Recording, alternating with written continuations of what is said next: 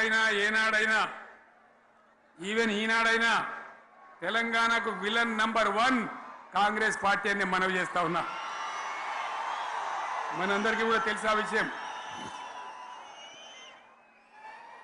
Telangana Hyderabad state పేరుతో ఉన్ననాడు ప్రజలు వద్దంటుంటే కూడా బలవంతంగా తెలంగాణను ఆంధ్రాతో కలిపిన వాళ్ళే.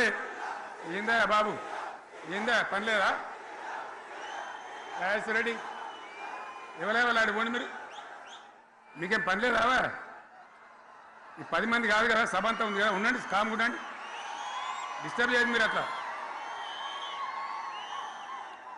బలవంతంగా ఆనాడు ఆంధ్రలో విలీనం చేసింది కాంగ్రెస్ పార్టీ, జవహర్లాల్ నెహ్రూ. 69లో ఉద్యమం వస్తే 400 మంది తెలంగాణ బిడ్డలను పిట్టల్లాగా కాల్చి చంపింది ఇందిరాగాంధీ ప్రభుత్వం, ఆనాడు ఉన్నటువంటి కాంగ్రెస్ పరిపాలన. మళ్ళీ 2001 నుంచి మనం విజృంభిస్తే నంగనాచిలాగా ఇదే కాంగ్రెస్ వచ్చి మన బలాన్ని, మన ఊపును చూసి పొత్తు పెట్టుకొని తెలంగాణ ఇస్తామని నమ్మబలికి మనతో పొత్తు పెట్టుకున్నది కూడా మీరు చూసినారు. మళ్ళా ఎగ్గొట్టే ప్రయత్నం చేసినారు, 14 ఏళ్ళు ఏడిపించినారు. అది మీ అందరికి తెలుసు. వాళ్ళు ఎట్టెట్లా చేస్తూ ఉంటే వాళ్ళ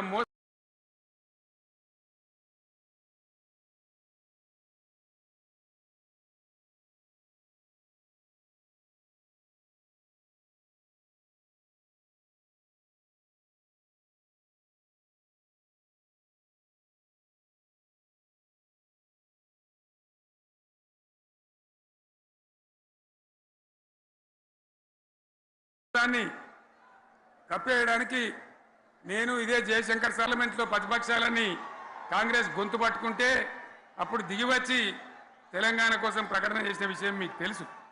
మళ్ళీ ప్రకటన వెనక్కి తీసుకొని మళ్ళా వెనకకు పోయినారు. ఆ తర్వాత సకల జనుల సమ్మె కావచ్చు, సాగర హారాలు కావచ్చు, వంట వార్పులు కావచ్చు, అనేక రూపాలలో విజృంభించి మళ్ళీ భయంకరమైన పోరాటం చేసినాం.